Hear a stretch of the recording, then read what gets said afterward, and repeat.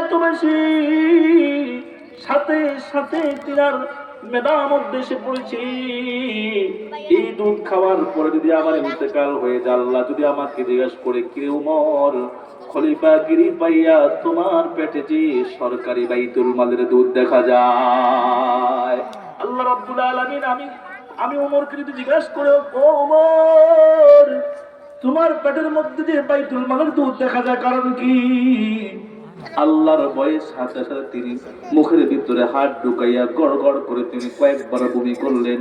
বমি করতে করতে তিনি তিনার পেট থেকে একদম দুধটাকে ড্রেসিং করে ফেলেছেন, একদম পেটটাকে তিনি দুধ মুক্ত করে ফেলেছেন। মুহতারাম হাজিরিন, এটা একমাত্র আল্লাহর ভয়ের কারণে হয়েছে, সাধারণ মানুষের দ্বারা এটা কখনো সম্ভব হতো না। আমাদের দেশের খলিফা যারা, আমাদের দেশের মেম্বার চেয়ারম্যান যারা, তাদের পেটের মধ্যে সরকারি চাল ডাল আছে না নাই? আছে। আওয়াজ করে বলেন আছে। তাহলে দেখেন তারাও কিন্তু খলিফা, তিনারাও খলিফা ছিলেন, তারাও মানুষ, তিনারাও মানুষ ছিলেন, তারাও নবীর উম্মত, তিনারাও নবীর উম্মত ছিলেন, তারা আল্লাহর গোলাম, তিনারাও আল্লাহর গোলাম ছিলেন। কিন্তু এই যে তাকওয়া, এই যে আল্লাহর ভয়ের কারণে সম্ভব হয়েছে, যার মধ্যে আল্লাহর ভয় থাকবে তার পেটে কখনো গরিবের হক আসতে পারে না, ঠিক কিনা বলে? এজন্য ভাইরা আমার, আল্লাহর ভয় ছাড়া এগুলো সম্ভব নয়। আল্লাহর ভয় দিলে থাকা লাগবে। আল্লাহর ভয় যদি দিলে না থাকে, আপনার দ্বারা জবানের হেফাজত হবে না। আল্লাহর ভয় যদি আপনার দিলে না থাকে, আপনার দ্বারা চোখের হেফাজত হবে না। আল্লাহর ভয় যদি আপনার দিলে না থাকে, আপনার দ্বারা হাতের হেফাজত হবে না। ও ভাই, এজন্য সবাইকে বলতেছি, দিলে কার ভয়ের দরকার আছে? আওয়াজ করে বলেন আল্লাহ। এই যে রমজান মাস আসতেছি, কত সুস্থ সবল মানুষ দিনের বেলা খাবে, রোজা রাখবে না। ও ভাই, যার দিল আল্লাহর ভয় থাকবে সে রোজা রাখতে পারবে, যার দিল আল্লাহর ভয় থাকবে না সে রোজা রাখতে পারবে না, ঠিক কিনা বলে? এজন্য ভাইরা আমার, আল্লাহর ভয় দিলে ঢুকাইতে চাই। আল্লাহর ভয় ছাড়া গুনাহ ছাড়াও সম্ভব নয়, আল্লাহর ভয় ছাড়া ইবাদত করাও সম্ভব নয়। আল্লাহর ভয় যার দিলে তার দ্বারাই কিন্তু ইবাদত করাও সম্ভব। আল্লাহর ভয় যার দিলে তার দ্বারা গুনাহ ছাড়াও সম্ভব।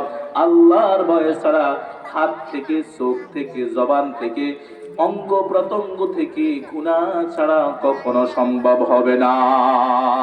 এজন্য ভাইরা আমার, আমাদের প্রত্যেকের দিলে কার ভয় লালন করবো? আওয়াজ করে বলেন আল্লাহ। ইয়া আইয়ুহাল্লাযীনা আমানুত্তাকুল্লাহ হাক্কা তুকাতিহি ওয়া লা তামুতুন্না ইল্লা ওয়া আনতুম মুসলিমুন। আল্লাহু আকবার, আল্লাহু আকবার। আল্লাহ রাব্বুল আলামিন বলেন, ইয়া আইয়ুহাল্লাযীনা আমানুত্তাকুল্লাহ। অন্য আয়াত আল্লাহ বলতেছেন, ঈমানদারগণ তোমরা আমি আল্লাহকে ভয় করার মতো ভয় করো, বাস্তবিক ভয় করো। কখনো ভয় করলা, কখনো ভয় ছেড়ে দিলা, কখনো আমি আল্লাহকে ডাকলা, কখনো আমি আল্লাহর ডাক জবান থেকে বন্ধ করে দিলা, কখনো আমার হুকুম মোতাবেক চললা, আবার কখনো তোমার মন চাই জিন্দেগি মোতাবেক চললা, কখনো আমার নবীর তরিকার উপরে থাকলা, আবার কখনো নবীর তরিকার বাহিরে চললা। আল্লাহ বলে এমন নয়, আল্লাহ বলেন, ও গোলাপ, ইস্তেকামাতের সাথে, দৃঢ়তার সাথে, মজবুতির সাথে তোমার দিলের মধ্যে আমি আল্লাহর ভয়কে ঢুকাইয়া নাও, এবং তুমি মুসলমান না হয়ে কবরে আসিও না। আল্লাহ রাব্বুল আলামিন নিজেই বলেছেন যে মুসলমান না হয়ে গোলাম কবরে আসিস না রে গোলাম, কেননা কবর বড় কঠিন জায়গা, কবর অনেক বড় কঠিন জায়গা, কঠিন জায়গা। ওই যে সাবেক প্রধানমন্ত্রী চলে গেল, কত পাওয়ার ছিল, কত দাম ছিল, কত সম্মান ছিল, কত দামি চেয়ারের মধ্যে তিনি বসেছেন, কত দামি সোফা তিনি ব্যবহার করেছেন, কত দামি খাটের মধ্যে তিনি শুয়েছেন, কিন্তু আজকে তিনার বিছানা হয়েছে কি খাট নাকি শুধু মাটি?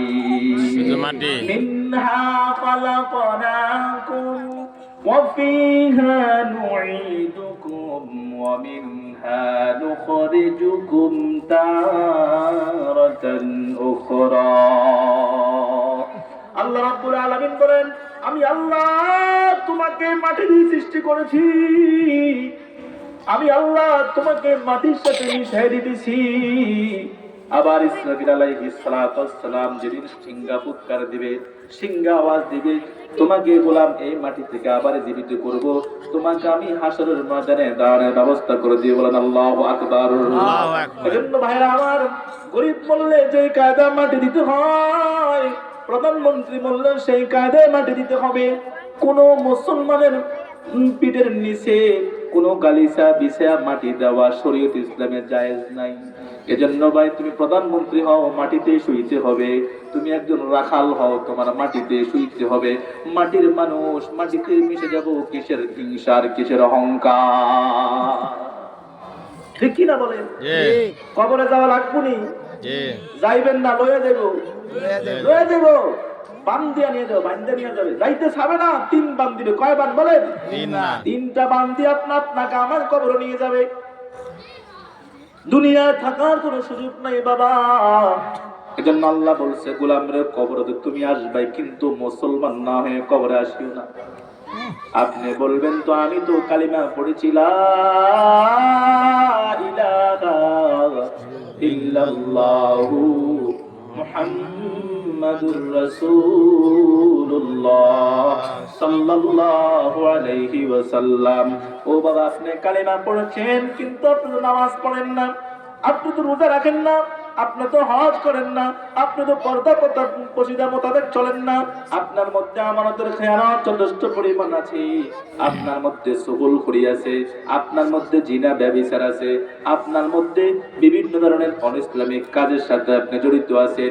এজন্য আল্লাহ বলেছেন, কালিমা পড়লে শুধু মুসলমান হয় না, ওই কালিমার যে অর্থ আছে, ওই অর্থর দিকে লক্ষ্য করে যে জীবনের প্রথম থেকে শেষ পর্যন্ত, জন্ম থেকে মৃত্যু পর্যন্ত আল্লাহ রাব্বুল আলামিন বলেন আমার হুকুম আহকাম মেনে চলবে, সে হলো কামেল মুসলমান, পরিপূর্ণ মুসলমান।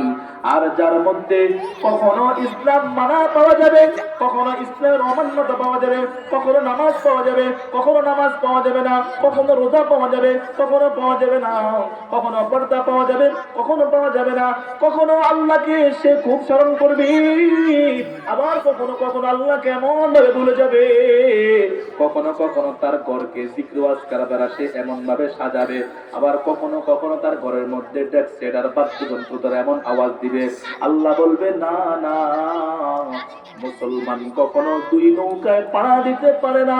মুসলমানের আল্লাহ এক, মুসলমানের ধর্ম এক, লা ইলাহা ইল্লাল্লাহু মুহাম্মাদুর রাসূলুল্লাহ সাল্লাল্লাহু আলাইহি ওয়াসাল্লাম। এজন্য ভাইরা আমার, সামনে আসতেছে রমজান মাস। কি মাস বলেন? রমজান মাস। রমজান মাস। আল্লাহর ভয় ভিতরে ঢুকাইতে হবে। আল্লাহর ভয় ভিতরে ঢুকাইয়া আমরা সারা বছর অনেক নামাজ ছেড়েছি, আল্লাহ পাকের অনেক হুকুম আমরা ছেড়েছি। রমজান মাস আসতেছে, ইনশাআল্লাহ আমরা সকলে নিয়ত করি আমাদের প্রত্যেকের দিলে মাওলার ভয় ঢুকাই নেবে। ইনশাআল্লাহ বলেন সবাই ইনশাআল্লাহ। আল্লাহর ভয় ঢুকাইয়া আমরা রমজানের 30টা রোজা রাখবো। ইনশাআল্লাহ বলেন ইনশাআল্লাহ। আল্লাহর ভয় ভিতরে ঢুকাইয়া আমরা তেলাওয়াতে কোরআন রমজানে করব। আল্লাহর ভয় ভিতরে ঢুকাইয়া আমাদের জবানের মধ্যে জিকিরের আওয়াজ চালু করব। সবাই বলেন ইনশাআল্লাহ। ইনশাআল্লাহ। এজন্য ভাই, সারা বছর নামাজ ছাড়ছেন, উল্টা পাল্টা এলোমেলো চলছেন, রমজানের সম্মানার্থে মেহেরবানি করে আমরা প্রস্তুতি গ্রহণ করে ফেলি যে আমাদের রমজান আসতেছে, আমাদের ইবাদতের মাস আসতেছে, আমাদের আমল কামাইয়ের মাস আসতেছে। সেজন্য আমার আপনার দিনে যদি আল্লাহর ভয়কে ঢুকিয়ে নিতে পারি, তাহলে আমার রোজা ঠিক হয়ে যাবে, আমার তারাবি ঠিক হয়ে যাবে, আমার ইফতার ঠিক হবে, আমার খাবার ঠিক হবে, আমার সাহারি ঠিক হবে, আমার দান খায়রাত সাদকা ফিতরা যা কিছু আছে সব ঠিক হবে।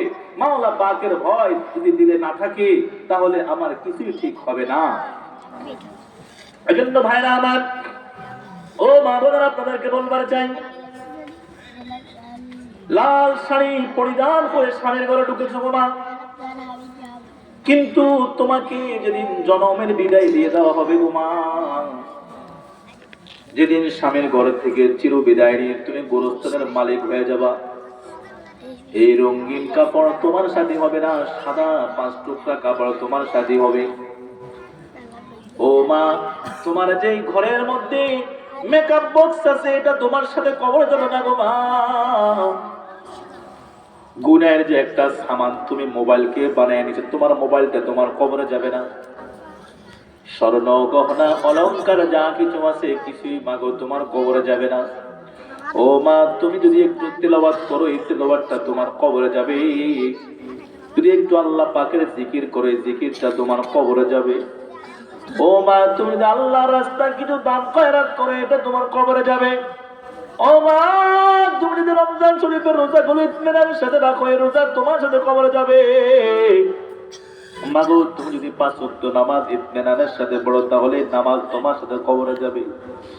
কিন্তু রাসূল করিম সাল্লাল্লাহু আলাইহি সাল্লামের সন্তান হযরত ফাতেমা রাদিয়াল্লাহু তাআলা আনহা, তিনার স্বামী হযরত